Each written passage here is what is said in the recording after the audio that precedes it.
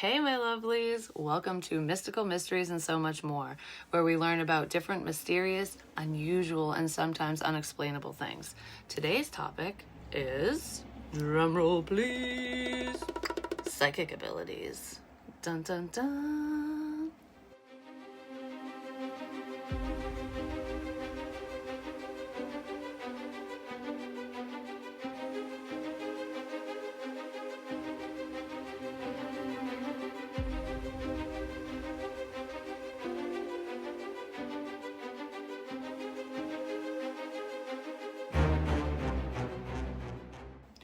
In today's video, we will discuss what being a psychic even means, out the phony balonies, and touch upon the 5 clairs.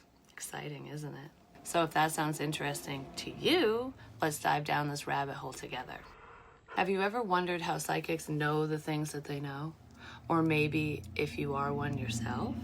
If so, you might find some answers to those burning questions in this video. So let's find out.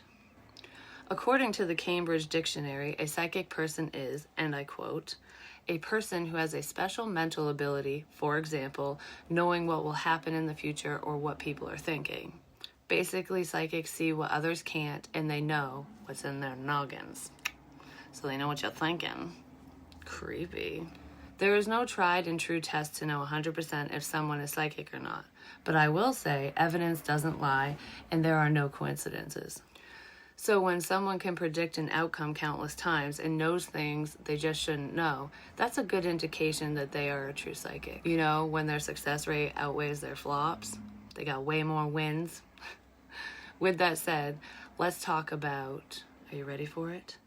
The fakers, the phonies, the frauds. We just need to get the BS out of the way before diving into the good stuff and let out a healthy dose of skepticism. So here we go. There are a lot of scammers out there. Duh, we all know that. And unfortunately, that makes it hard for skeptics to fully trust in someone's psychic abilities, even when their claims are proven to be true. For example, look at Hollywood psychics and mediums. Most big names have been outed as frauds. I won't name any names here, but I'm sure a few popped in your head. Just saying. Let's start off with the first thing a lot of people think about when it comes to psychics. You know, the Miss Cleo stereotypes of the world. You've seen them in fictitious fashion in countless movies, pulling a set of cards, predicting some unfortunate event. I see your future. Usually using the major arcana cards. Let's see if we got one. Nope, not major. We got a minor one there. But anyways, like the Death card, the Wheel of Fortune, the Tower, and the Lovers to drive home the severity of the upcoming situation they're predicting. You know, you're gonna make it juicy, usually for Hollywood. Or you've walked past the glowing sign blinking, psychic readings. What's your future? And wondered if it would be a waste of your time and money, a good laugh, or would it be true? That is the question, isn't it? So how would someone con a person into believing that they are a psychic or even a medium? That is a good question and very easy to answer. Psychic frauds are usually business savvy and feed off from people's vulnerabilities. For starters, it's harder to fake mediumship, but definitely not impossible.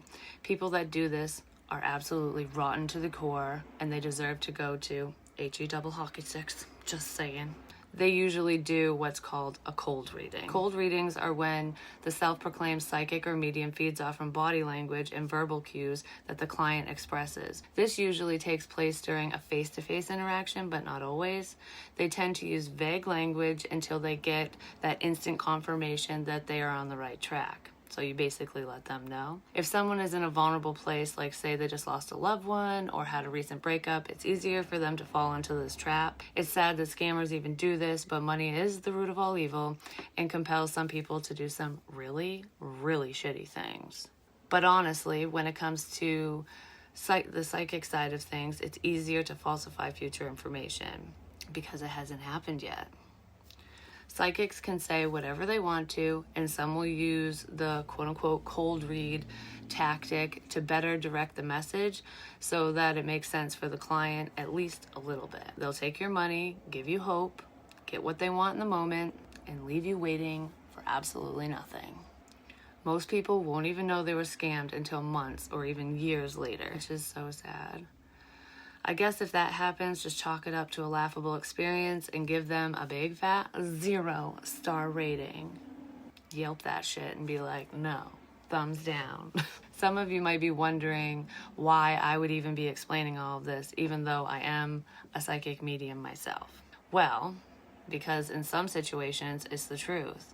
And I want you to have all the information so that you make the best decisions for yourself. I just don't want this to happen to anyone. Scammers suck. You can avoid such scams by following a few simple rules, which I have outlined. Just saying. So let's dive into it. Numero uno. Never get a reading from anyone who solicits you.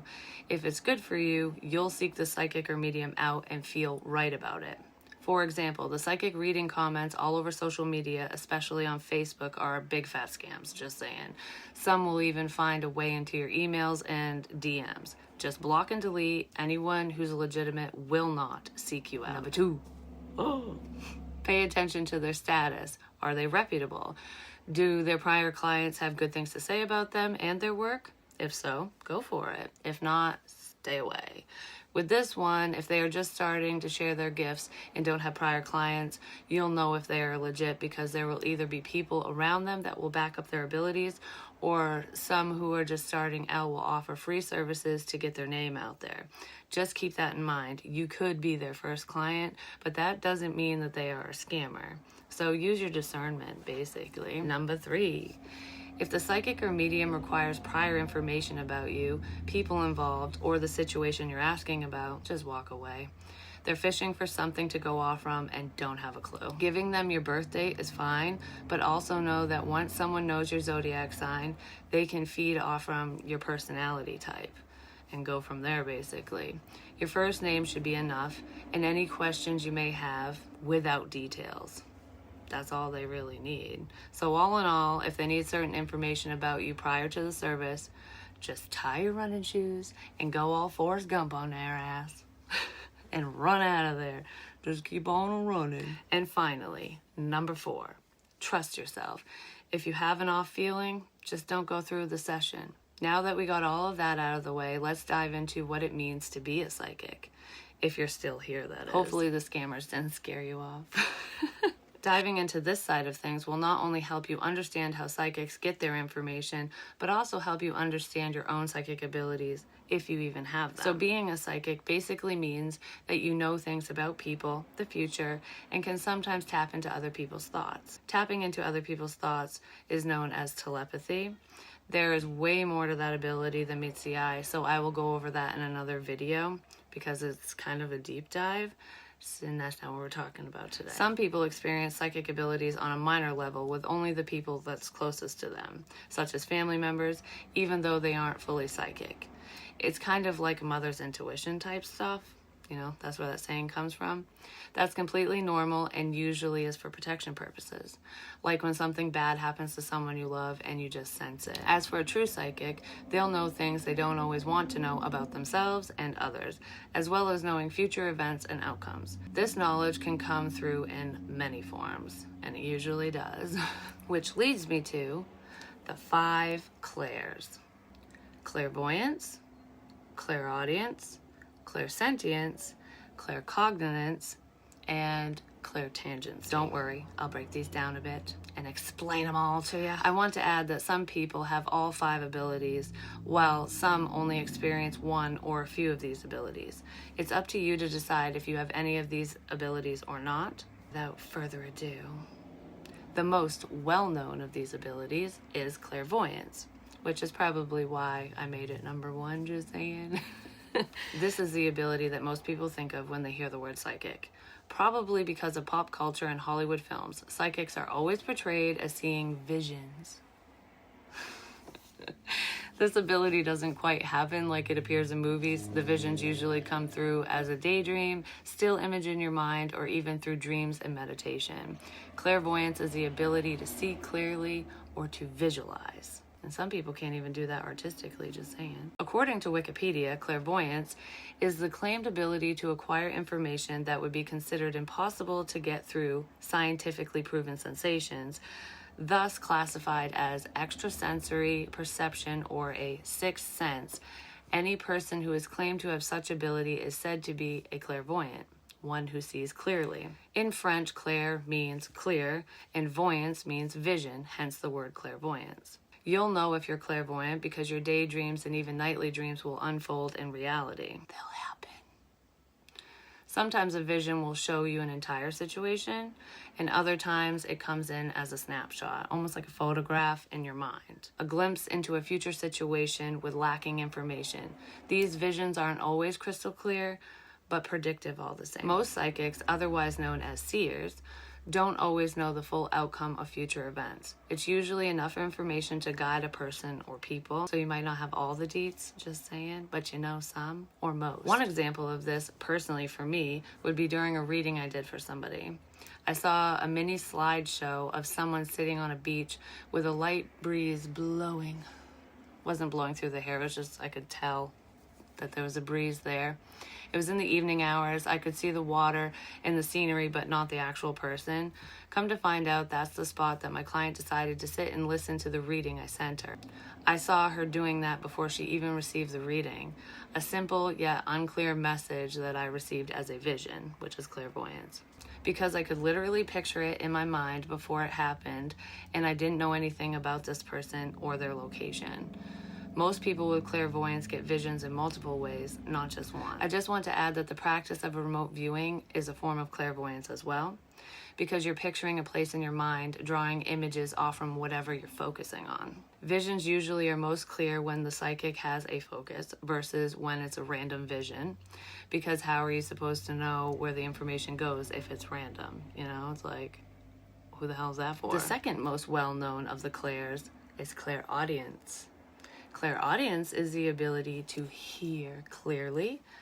Most people don't even listen on the regular, just saying, but anyways, which can happen internally or externally.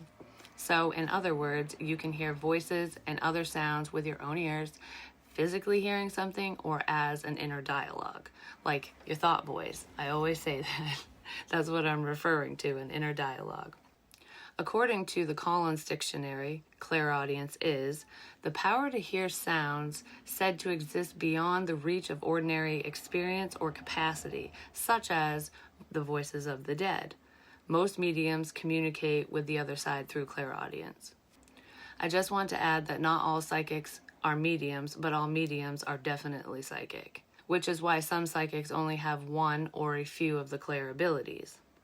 An example of this that can happen to anyone, not just psychics or mediums, would be when you're starting to fall asleep or in a meditative state and you hear your name being called or someone saying something to you, like, Jessica, hello.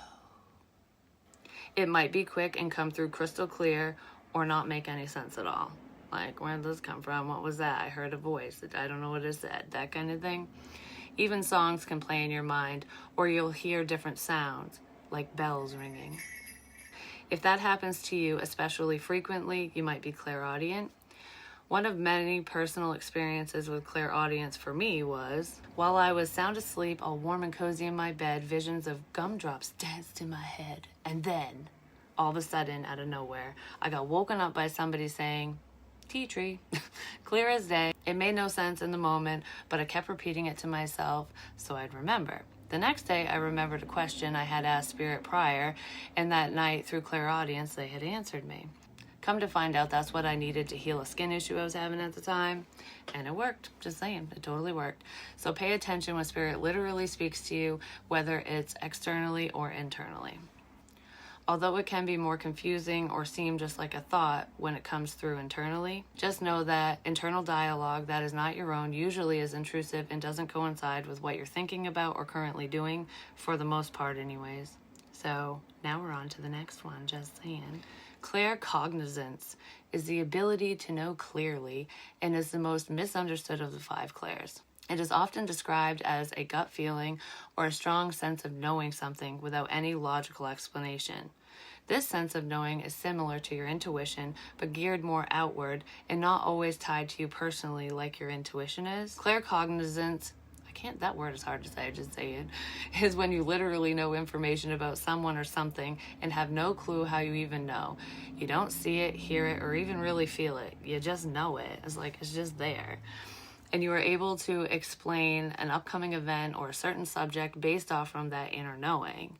It's like a computer download that suddenly appears within you. You're just plugged in, you know? A simple example of this would be when you just know that someone will call you and you already know what they're going to say. That happens to a lot of people, especially if it's someone close to you. But for a psychic, this will happen with strangers as well. Doesn't matter who they are. If it's going to come through, it's going to come through. A personal experience with claircognizance for me is when I just know about subjects that I've never learned about or even thought about researching. It just pops in my mind, and later on when I do look it up, I find it to be true. This has happened with knowledge of witchcraft, rituals, ancient symbols and practices, and many other subjects. The knowledge is usually downloaded into me, so I'll look deeper into whatever it is for whatever reason. Think about it. Have any of you ever known information about something or even someone you never looked into or even heard of? That's claircognizance. Just saying. You might have it. Clairsentience, on the other hand, is the ability to feel clearly. Clairsentience might not be the most well-known of the 5 clairs, but it seems to be the most common. Most people can relate to this ability and have experienced it at least once in their life. While claircognizance is a clear knowing, like in your mind, basically the download of information, clairsentience is a clear feeling. These two can get mixed up, especially if compared to a quote-unquote gut feeling. In my opinion, a gut feeling is more in line with the ability of clairsentience because it's feeling-based knowledge versus cognition-based. With clairsentience, someone can sense the feelings of other people and even residual energy left behind at certain places, especially places where tragic events have occurred. Sometimes this clair can come through as just a bad feeling or even a good feeling about someone or something without any further details. Like, for example, you feel like you shouldn't be at a certain place to avoid danger, or you should be around someone because they'll need help, and you just can't explain how or why you knew to make the decision you did. Some might chalk it up to be pure luck. But is it? I don't think so. Clairsentience is beneficial with helping other people because you can base your decisions and actions off from sensing how the other person is feeling and come from a better place of understanding. With this ability, you'll notice that people tend to gravitate towards you and be very open about things that they don't usually talk about. There's usually an unexplainable feeling of comfort around those who are clairsentient. Personally, I've experienced people coming to me with their problems or just being very open with me, even if I don't know them. This has happened to me my whole life. I remember being at school dances, even in middle school, years ago, where people I didn't associate with would come and ask me for advice. Even some teachers would ask me for advice. It was crazy. I guess I've always been a natural guru. I can also sense the emotions of others, even illnesses, and how people have passed away. Those physical feelings also fall under clairsentience. And finally, the 5th and least common of the clairs, clairtangency. I just want to be like, yeah. Clairtangency is the ability to gather information or impressions by touching or holding an object. Any object. Hold it in thy hand. This is also known as psychometry. This clair utilizes the other clairs to show you what energy, objects, pictures, and places hold. The information comes through differently for anyone who has the ability of clairtangency. Some only see images, while others feel or just know what's tied to whatever they're holding or touching. Some feel every sensation tied to things, which can be overwhelming at times, especially if you're wide open. So keep those walls of protection up. I've had countless experiences with psychometry. Some were intentional while others weren't. An example of an intentional reading was during a personal tarot reading that I did for someone. They gave me a pendant with their mother's ashes in it. I felt how she passed away. I also tapped into what she wanted for her daughter and felt the emotion tied to what I was saying as if I was her. On the other hand, I've gotten impressions through wearing and holding things or even while sitting in certain seats or places unintentionally. Like an example of this would be one time I was at a bar and these people called me over to sit down at a table, and I'm like, okay, and a guy got up from a seat, gave me a seat. Well, he was the last person to sit in that seat, and I started getting these weird feelings because I hadn't even talked to the guy. It was the girls that invited me over, and there was this girl sitting across from me. The guy was originally sitting where I was sitting. And I started getting these feelings like I was interested in her, like I was attracted to her. I even said I told her she was beautiful, which, you know, that's a compliment, so who cares kind of thing. But I felt like I was hitting on her. And that's basically the energy that guy was in. And then I didn't even realize it until he came over and started boasting, like peacocking around. And I'm like, oh my God, I'm picking up on you. So that's like one example of when I picked up on someone's energy. Lots of things like that have happened to me. There's so many examples. I could go into great detail, but maybe another time. Being a psychic or a seer can be a blessing and a curse. It's a blessing in the sense that you can feel and know things about yourself, others, and the future, things that most people will never experience. And some of those experiences are absolutely beautiful, like mind-blowing, wonderful. But that's also what makes it a curse. Most people don't understand your experiences or even your feelings and disregard premonitions and warnings because of their skepticism and lack of understanding. Sometimes it's difficult knowing the outcome of a situation when you know there isn't anything you can do about it because no one's going to listen. That happens a lot. For me, the negative aspects of being a psychic are sometimes the feelings I get and how intense they can be, especially the physical feelings. Like, for example, a painful illness or how somebody passed away.